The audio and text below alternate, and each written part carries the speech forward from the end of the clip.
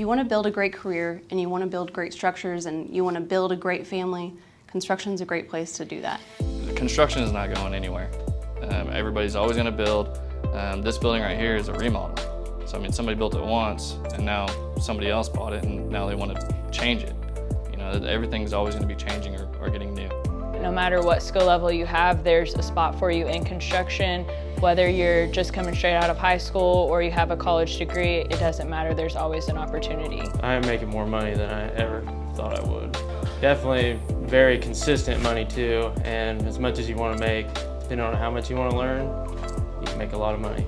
There's a lot that comes along with construction, and people are missing an opportunity here to make great money and have a trade that will stick with them forever, that nobody can take away from them. There'll always be a job for them.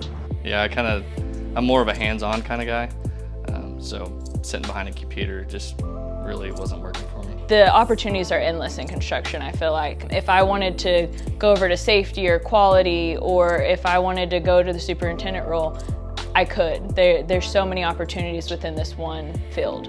If you like being on a team, it's definitely a team project. I mean, it takes everybody, all different kinds of people to get it done.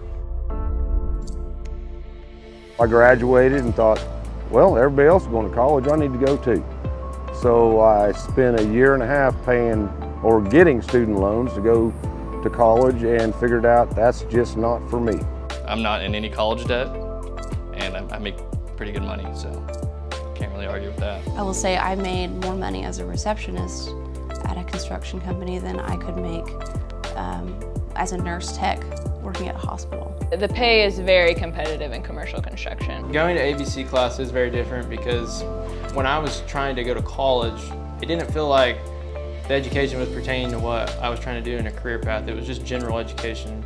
But then when I go to ABC, I'm more in tune with what they're teaching me because it is directly related to how I'm making money. And to me, I like making money. I'm money driven. So when I am at class, I can hold and contain that information more, and I want to know more because the more I know, the more money I make. And that's the fuel of the fire for me. There are so many people that can go to college and rack up student loan debts and still not have a directive sometimes of where they're going to go with after college or what they're wanting to do.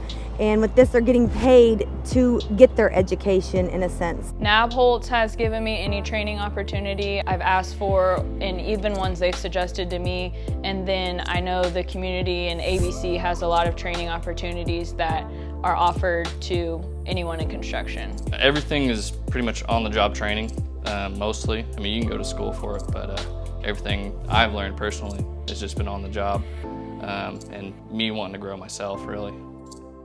Now I'm the bid marketing coordinator, and I know of at least 3 people off the top of my head I can name that started off as a receptionist somewhere and now they're in executive roles at other construction companies. My schooling was paid for in full by my company.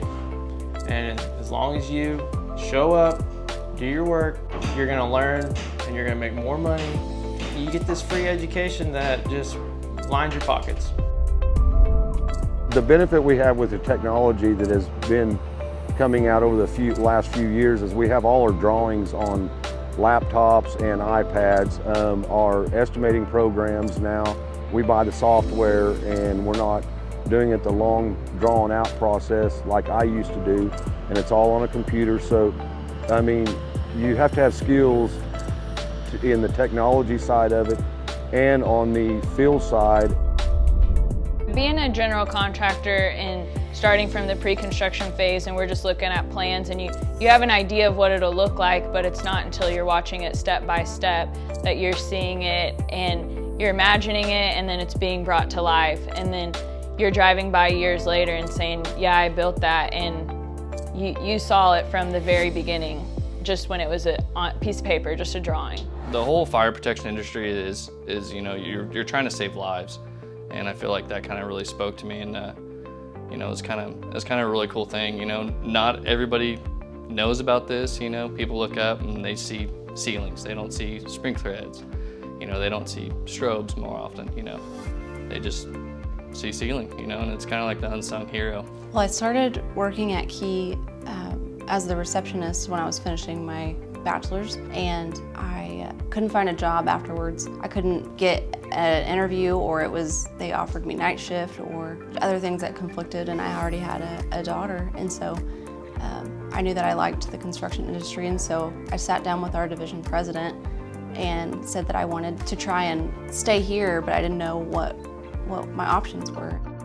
I've never looked at being a female in construction as a weakness or a strength. I've always just kind of gotten along with everyone, never really looked at it as being unique or different. I've never been treated any differently. If anything, the guys are a little bit more protective, but nothing out of the ordinary. It's been great. Advancement opportunities have been the same for males that are in the same role as I am, and it's very common to see females these days. It's not unique at all. I've traveled all over the country, and I've actually traveled and worked in Africa. So I mean, I've traveled all over the world doing this, and it's pretty cool. But I'm a person that likes to travel, so I get the traveling jobs.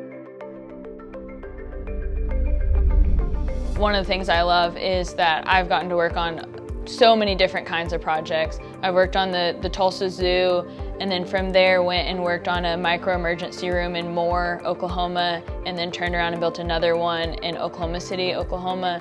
Did a data center in Tulsa, and now I'm out here at the YMCA. Really, if I would have just went straight to it right out of high school, I would have made a lot more money than wasting a few years and all that tuition I paid. I'm going to school now, but it's paid for by my company. And the more I learn and each year I progress, I get more money each year. It just is a win-win for me. I think if you're a high school student looking to get into construction, it's different than any other field. If you choose accounting, you kind of always do accounting, where if you choose construction management, there's just such a wide variety of things you can do. There's specialized things you can get in, or you can, be a general contractor and kind of get the big picture. But I feel like there's a niche for probably anybody, whether that's in the field, in the office, and then specialize even from there. We had a guy come to me, and I started him out at $21 an hour, and he worked there a year, and I kept telling him. He was an apprentice. He was an apprentice, but he was ready to take his test, and he was making $21 an hour. And I said, you go pass your test, I'll take you straight to 25. He went down first time, took his test, came in, laid his card down, and I said, 29, because I never thought you'd pass it the first time. And he went from $21 to $29 an hour right there. He bought a new boat. How big a boat? It's a nice boat. Well, I bought a Jeep. Jeeps are fun.